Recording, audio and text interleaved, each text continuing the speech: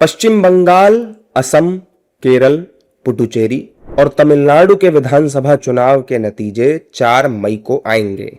सभी की नजरें मतगणना और चुनावी नतीजों पर लगी हुई हैं।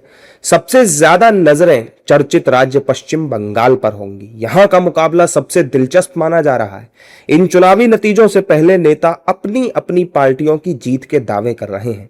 एनडीए के नेता तो 5 राज्यों में क्लीन स्वीप का दावा कर रहे हैं। पहले आप एनडीए के नेताओं को जरा सुनिए। वो अब हमारे पश्चिम बंगाल और तमिलनाडु के लोगों के भाग्य में अवश्य लिखा हुआ है और एनडीए की सरकार दोनों राज्यों में, आसाम पुडुचेरी में तो फिर एक बार जीत के आएगी। अब दोनों राज्यों में बदलाव आएगा। दोनों राज्यों में प्रधानमंत्री नरेंद्र मोदी जी के मार्ग पर उनके आशीर्वाद से चलने वाली अच्छी सरकार जीतेगी और दोनों राज्य सुख समृद्धि से आगे बढ़ेंगे। पहली बार वहाँ सरकार बनाने जा रहे हैं और बड़े बहुमत से सरकार बनाने जा रहे हैं। जितने पोल एजेंसी से सब गलत साबित होंगे साहब, हमारे सीटों की संख्या बहुत ज़्यादा रहेंगी। तमिलनाडु में ऑल इंडिया अन्ना डीएमके के साथ मिलकर कांटे की टक्कर है। वहाँ हमारा डीएमके के साथ लोग डीएमके के मसरूल के खिलाफ वोट कर रहे हैं।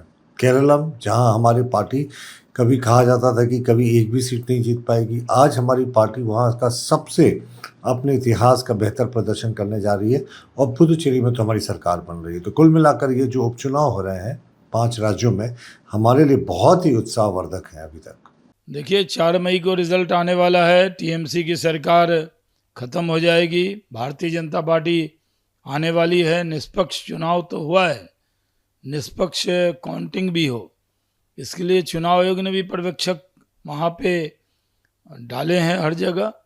और एक चीज़ तय हो गई है कि ममता बनर्जी चुनाव हार गई हैं, ये मान गई हैं और अभी से वो तरह तरह के हथकंडे अपना रही हैं। कभी कोर्ट जाती हैं, कभी अपने वर्कर को कहती हैं कि बूथ पे जहाँ थोड़े वोट से आगे हों बीजेपी वाले, वहाँ पे रिकाउंटिंग की मांग करें।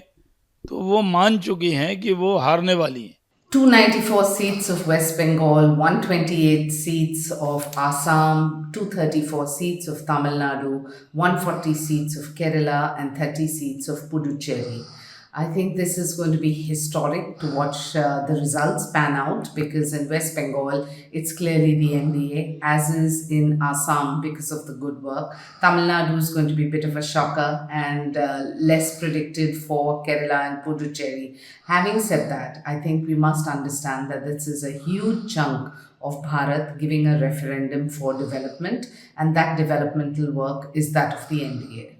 जबकि विपक्षी नेता भी कहां पीछे रहने वाले हैं। विपक्ष भी अपनी अपनी जीत के दावे कर रहा है।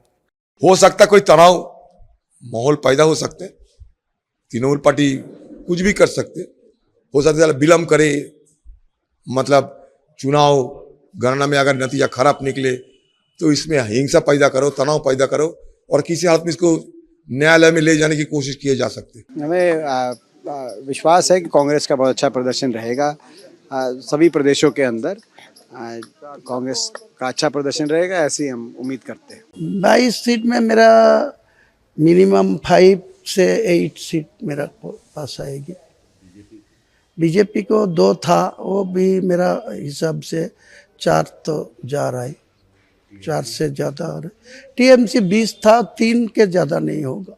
कांग्रेस का 4-5 सीट आने वाला है, वो सबसे बड़ा दुख का बात है।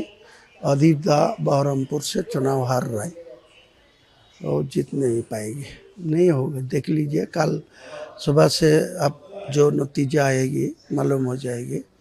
जो 5000 वोट में भी हार जाएगी अभी। जबकि दिल्ली के बीजेपी कार्यालय को सजाया जा रहा है। मतलब यह कि बीजेपी पूरी तरह से कॉन्फिडेंट है कि वो जीत रही है। रिजल्ट से पहले जो एग्जिट पोल के अनुमान आए थे उनके मुताबिक असम में बीजेपी सत्ता की हैट्रिक लगाती नजर आ रही है, जबकि बंगाल में भी पहली बार बीजेपी की सरकार बनती दिख रही है। केरल में लेफ्ट की विदाई होती दिख रही है, जबकि कुछ सर्वे में तमिलनाडु में टीवीके यानी विजय की पार्टी की जीत होती नजर आ रही है। हालांकि ये एग्जिट पोल के सर्वे हैं, असली जीत हार का पता तो 4 मई को ही चलेगा।